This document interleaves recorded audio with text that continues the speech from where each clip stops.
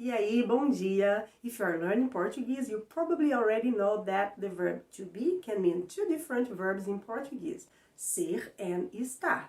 The problem is that each one must be used in a different situation, and sometimes it is possible to use both one and the other, depending on the meaning that the person wants to give to the phrase.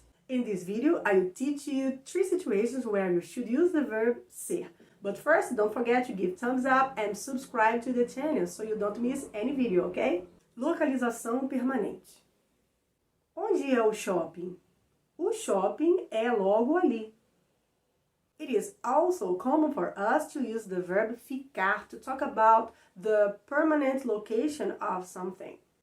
Onde fica o shopping? O shopping fica logo ali.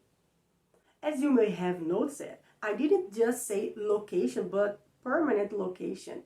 We are talking about fixed place. If you want to know about non-permanent location, like where an object is, for example, you must use the verb estar. Example. Onde estão as minhas chaves? Estão em cima da mesa. Sabor. Esse salgado é de quê? É de galinha. In this example, the person is looking at a snack but doesn't know what is inside it. What is the feeling of this savory?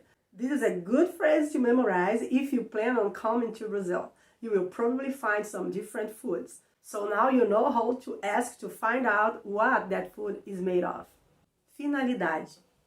Esse vídeo é para ensinar português. Another occasion where you should use the verb ser is to talk about the purpose of something. And to ask about it, you can say, isso é para quê? Ou, para que isso serve? Exemplo, para que isso serve? Isso é para apertar parafusos. If you still have doubts about when to use the verb ser and the verb estar, I have prepared some exclusive lessons on the subject with explanatory videos, exercise, PDFs, and flashcards to help you memorize words and phrases faster. Click the link in the video description now to learn more.